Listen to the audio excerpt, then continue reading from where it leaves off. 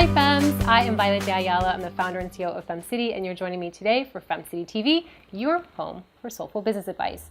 Today's topic was proposed to me by Suzanne, one of our directors. It's a great topic. It's one that I really feel is important in business. It's all about how to lead with strength and love. So there's a misconception often in business that you have to lead with toughness and you have to make people scared of you and you have to, manage people with this intensity so they respect and listen to what you're saying and to do their work. And it kind of gets mixed up into really leading with heart and love and gratitude and also with a place of strength. There's a really delicate place there, and it's one that I have really enjoyed grooming into myself so that I can lead FemCity into 150 communities and more by the end of this year. I'm going to share with you today tips that I use and how to lead with love and gratitude and in strength as well.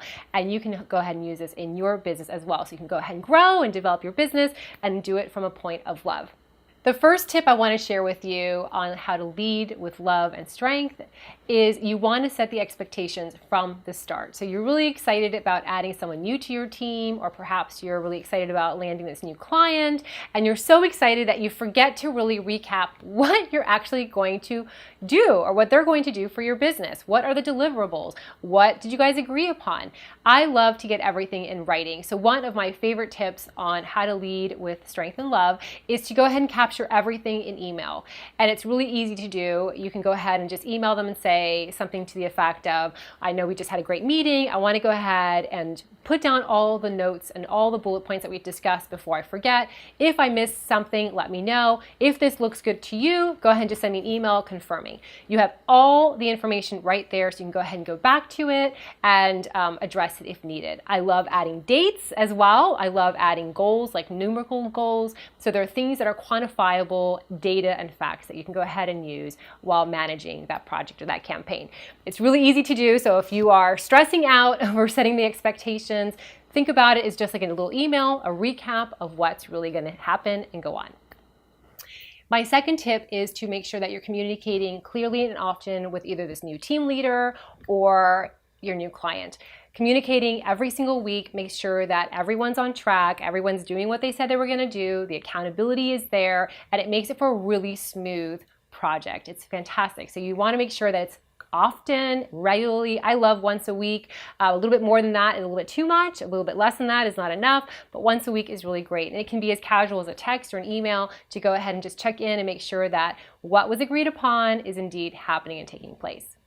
All right, so what happens if you are doing step one and you have tried to do step two and the project is not coming out, the person that you're working with isn't really being accountable for what they agreed upon, and you find that things are just not perfect. They're not in alignment with what you thought your expectations were going to be on the project. What do you do? This is the part where a lot of FEMs have reached out to me to ask, what do I do in this kind of scenario? So I'm going to share with you a couple of steps that I've used to go ahead and make sure that the project goes back on track so it's ended and successful in its way that it was intended to be. The first tip is you want to remove emotion. So when you are addressing the lack of accountability or the lack of communication or that things are not happening as you thought it was going to happen, you want to go ahead and address it without emotion. So even if they may have hurt your feelings or maybe if they've done something or said something, it really is not about that. It's really about going back to the deliverables, going back to the date it was promised, going back to all the terms that were agreed upon. Bring it back to my second tip, the data. So remove the emotions and bring it back to the data, the facts. We said we were going to do this. It's not happening. What's up? What's going on? Maybe there's an illness in their family. Maybe they themselves have become ill. We don't really know what's going on. So you can even just address it that way. I emailed you last week, didn't hear from you. What's happening? What's going on? I want to make sure that we are successful in this together. So let me know what's going on and how I can help you. Very, very easy to do. The third step is perhaps it's a little bit more in need of some strength, right? Some more strength into that conversation about accountability.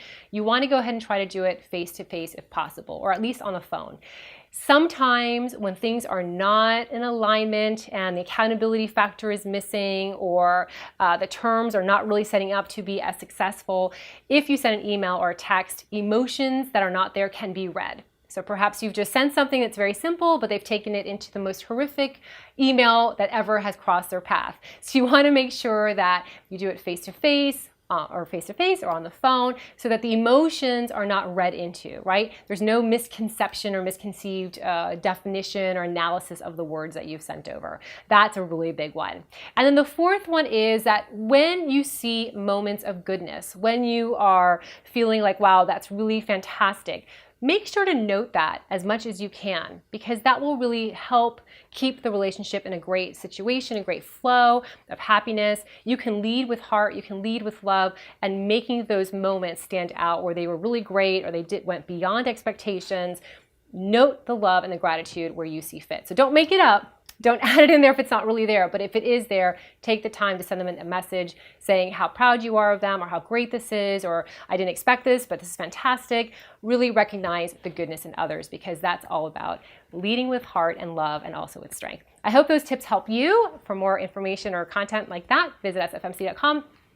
I'll see you here next week. Bye.